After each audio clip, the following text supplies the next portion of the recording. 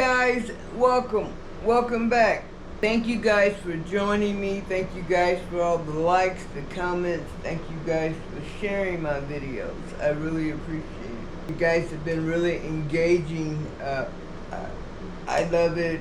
Otherwise I'd just be talking to myself. So I really do appreciate it. You know, my friends and family, you guys have been awesome. This week, today, I don't have my big brother Steve with me. I think he's out of the country right now. He may be back right now. But when I first started this videos, I called it "Walk with Me."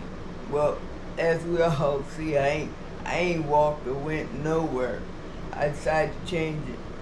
It's gonna be on the couch with Dawn. Yeah, but on the couch, that's where you'll find me. Guys, a lot of times I jump through, I get nervous, and I just get to rattling on, and I jump from one thing to the next thing. You know, on this one, I don't have anything in particular I want to talk about. Just some things I want to talk about. Just talk about some things. So I just want to relax. Do a musa,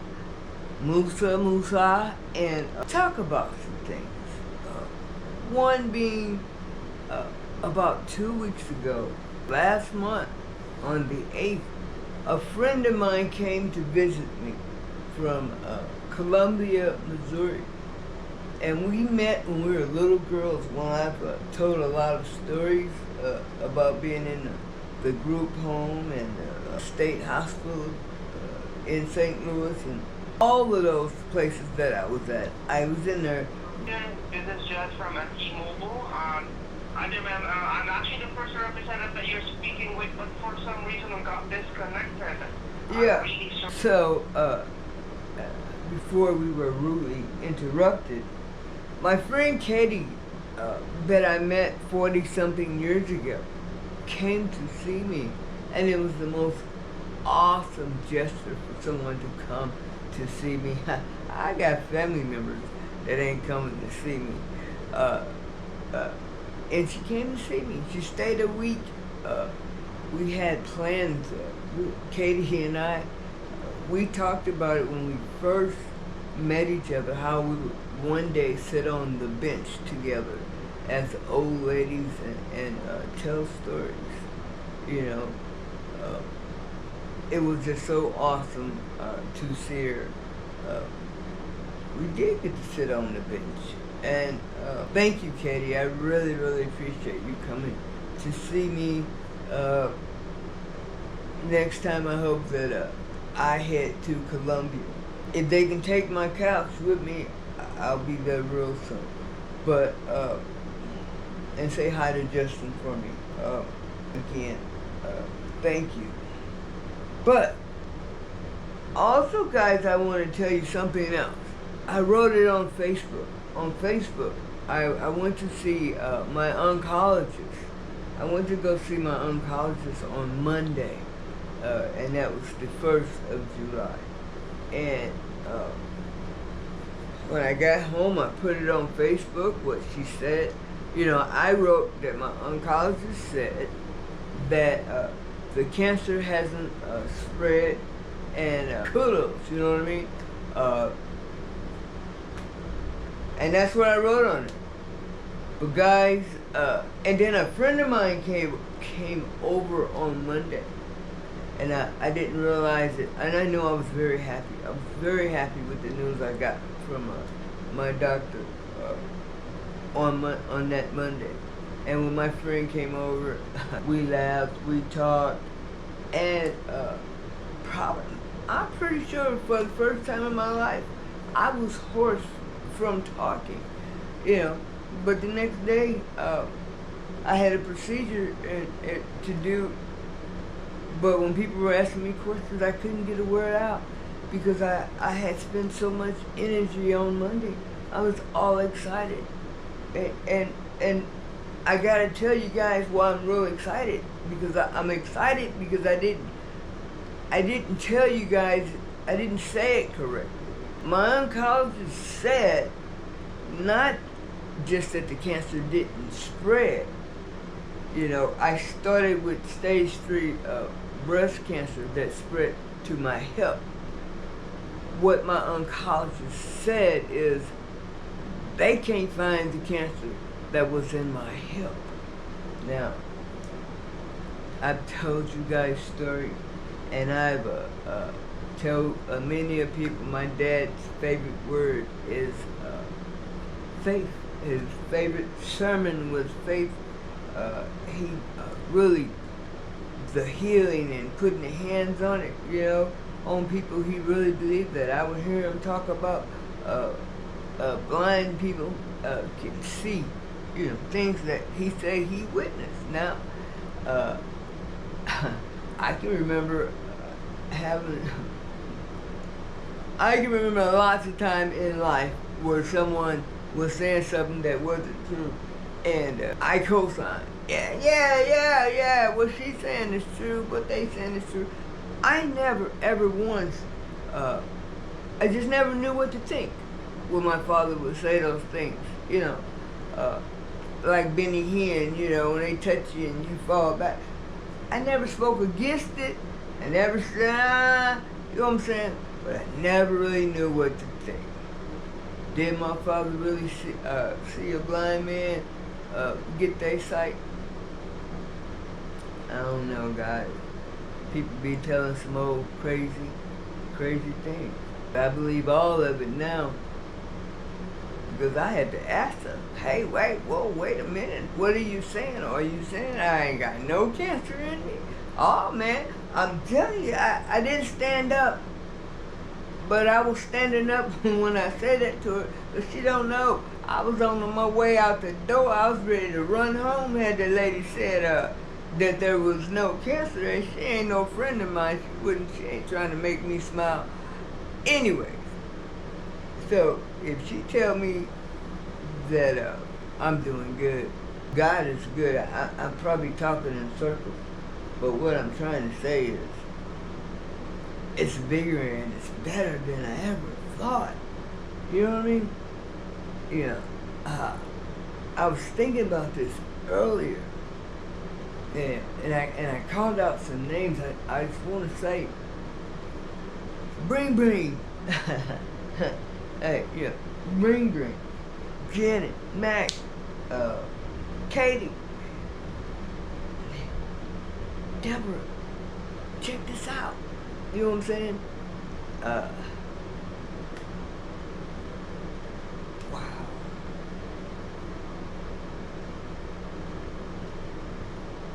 Wow. I'm gonna gather my thoughts and I'm gonna come right back. So, what I really feel like doing is I wish I could grab Bring, and it's like I want to say, hey, Bring, listen. For real, the cancer's gone, you know? I just want to look somebody in the eye and say, you know, that's some unbelievable stuff. You know what I'm saying? I'm blown away. Now, but for God, this would not be happening. And he knows what he's doing. God knows he's blowing me away right now. He got me off my feet. And I don't know what, you know what I'm saying? Wow.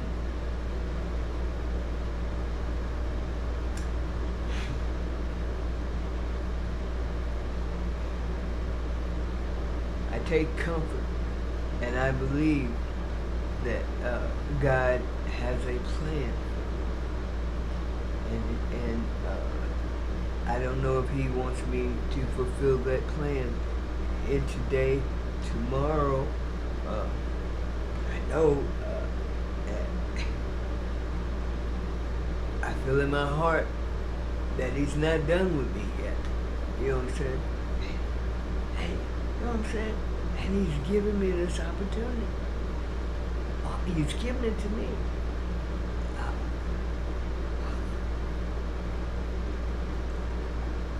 I got on here to try to share this with others and wake some people up to say, man, you know, God's given me this awesome gift. I don't know what this gift is. I don't know what it is. I don't know what you want to call it. It's life. You can call it life. God's given me life. I can feel it. He's giving me a new life. He's changing me. Yeah. That's what he's doing. He's changing me. And it's scary, you know. And I know God, God says fear not. But I've been running from God a long time. By golly, I've been caught. I've been cornered, I've been got. You know? And it feels good. Yeah. I feel like a kid. I want to go around the corner. I just want to peek around the corner. Does anybody else know about this? You know? I have to share it. Don't know how. But I know in my heart I got to share how good God is.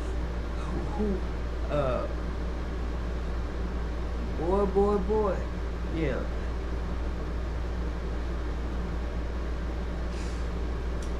He'll change. God has changed me. He's changing everything. I can't even smoke a doggone cigarette. And I thank God for that. But I'm talking about, and that is true. God, thank you, God. I've been working on trying to not smoke. I've thought about it for years. I never even attempted it for most time. But I will never. The cigarettes cost $11.25, and they've had my last 11. I might got another pack in there. If I do, I ain't gonna lie, I'm gonna smoke it. But if I don't, I will never buy any more ever again. And that's a God thing. Yeah. I don't know if this video will be good enough to go out. I just wanted to talk about some things, you know. And this was a good something. But I want to tell you guys about something that happened in the early spring of 2007. Early spring 2007. My children were teenagers at that time. And I remember on this particular day, my middle child, she was 16, Kayla, she was in trouble for something. So I had said to her on that day over the phone, I believe I said to her from work, I was in my office, yes I was, and I was talking to her, and I said, Kayla, don't you leave my house. That meaning, don't go outside. She know what it meant. When I pulled up to my house, Kayla, obviously, she didn't hear what I had said, because she was walking down the street with her boyfriend. Now, I hate that I said that already, because I wanted to tell you guys something else, and that is, it wasn't all bad days that I had with my children. I told you I was abusive. I was the worst, horrible mother there was. But, you know, I can remember times, and it's just not all bad days, but times when my children would be sitting around the table or in the living room, and they would be talking to each other, and they'd be talking about, ooh, when I turn 18, I'm gonna do this, I'm gonna do that, you know.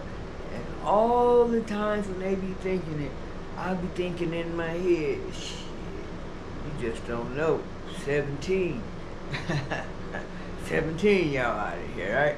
So, and then all they ever talked about was getting up out of my house. And I've been hanging on to it, you know what I'm saying? Happy for every birthday, because it's coming.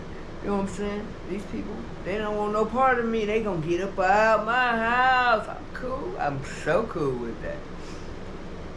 But then this particular day, when I get home and my little 16-year-old daughter's walking down the street with her boyfriend, I call her in the house and we're standing in my bedroom. And these glasses, they cost, so it costs a lot. I obviously have been paying for a couple. So I asked her to take out the glasses. You know what I'm saying? I'm about to smack the doo-doo out of her. And just as I was about to smack the doo-doo out of her, she says, I'm pregnant.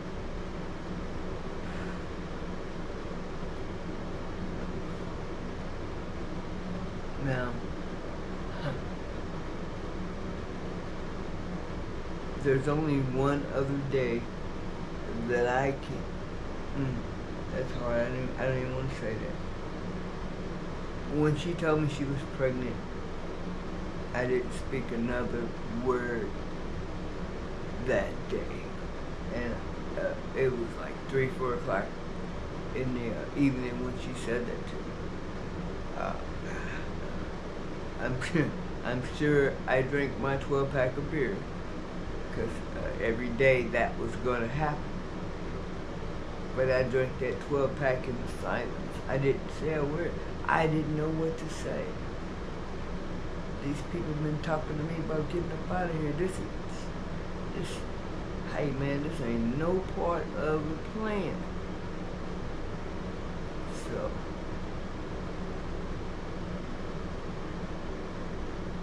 So my daughter had her baby. She had him 12/31/07, New Year's Eve. What was it like? 13, 17, 11. It was an odd number because I like odd numbers. That's how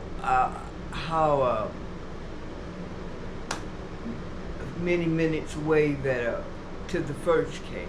So we're trying to get him to hang on, you know, like 11 minutes and he could be the first baby, but nope, he came right, and the baby after him was the first baby born January 1st, 2008. So she had a little baby with, you know, them heads pointed up like a cone, you know, and then I drank my beer every night, and the baby would cry in my house. Now, I have not sugarcoated it. I was a no good mother, and I was very angry that that little kid was in my house. And I'll tell you, he was almost 6 months old before I even looked in his way. Because I exaggerate. I'm gonna say 3 months. First month or two, I know he was in my house, and they would try to hand him to me. I made sure that everything that was needed was in the house, but I wasn't trying to bond, man. They didn't, you know what I'm saying, in the game, that ain't what it's supposed to be. You know what I'm saying? They were supposed to be getting out, not bringing them in. I just could not believe it. I was really angry. I don't know about other mothers, how they felt when their 16-year-old make that mistake. And that's just the best mistake a person could have. You know what I'm saying? Because I called them something. All of a sudden I'd say, hey, aren't you something? Aren't you just something else? To this day, everybody in the house know who I'm talking about when I say something. That's right. I started out this video. I told you I wanted to talk about something. Somethin and me, we did 14 straight years together. That's how long he lived with me. He's back with his mom now. And it was time, but yep, 14 years.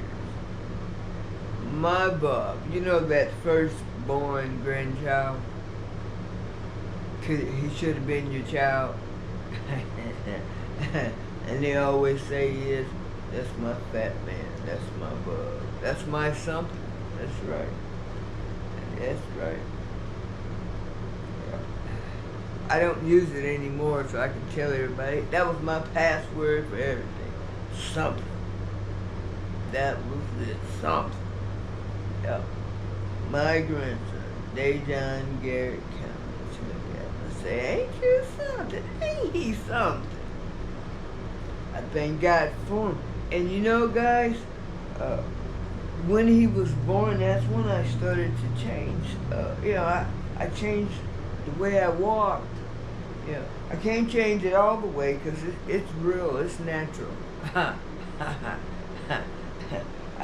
Them dips ain't coming out, you know what I'm saying? Those dips are real. They're genuine dips, every last one of them. But I lightened the dips up as best I could. Yeah. I tried to change my wardrobe, tried to not dress as hard. I tried to soften myself up for my grandson. But whatever I am, I'm his, and he's mine.